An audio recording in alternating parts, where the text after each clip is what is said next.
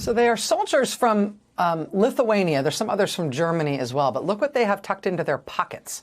They have little American flags just below the flag of their own countries sewn onto their sleeves.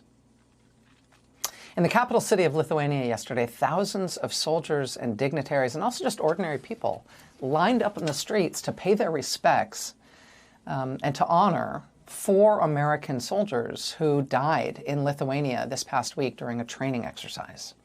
The ceremony was attended by the president of Lithuania, who gave a speech on the occasion. He said that for Lithuanians, serving your country is not just a duty, but an emotion.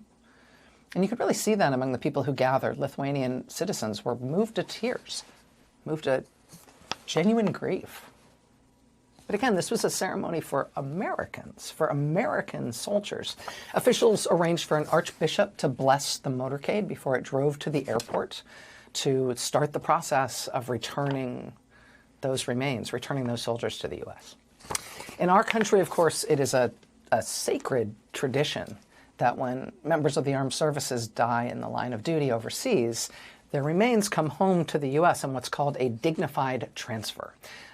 Their remains are flown home specifically to Dover Air Base with American flags draped over the coffins. It's a very somber, very important, very serious, very specific ceremony. And a dignified transfer is often attended by the President of the United States as a sign of respect from the Commander-in-Chief. After that very moving send-off from Lithuania and from the government and the people of Lithuania, the White House announced here in the United States that when those 4 young fallen American soldiers landed back home here in the U.S., President Donald Trump would not attend the dignified transfer. He would not be waiting at Dover to pay respects to the service members who died, even as Lithuania's president made sure he was there to see them off. Donald Trump has decided instead that he's going to Florida to watch a golf tournament and to go to a golf dinner tonight. You know, given his previous comments, I guess you could say this is consistent with his apparent level of investment on this issue.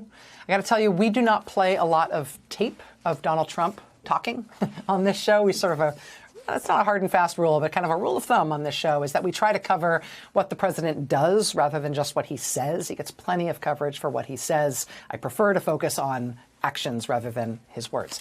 In this case, though, I'm going to make a little bit of an exception. I think what he said here is its own kind of action.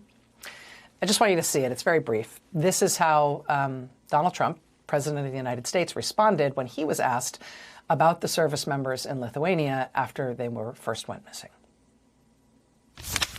Mr. President, have you been briefed about soldiers in Lithuania? Have you been briefed about the soldiers in Lithuania who are missing?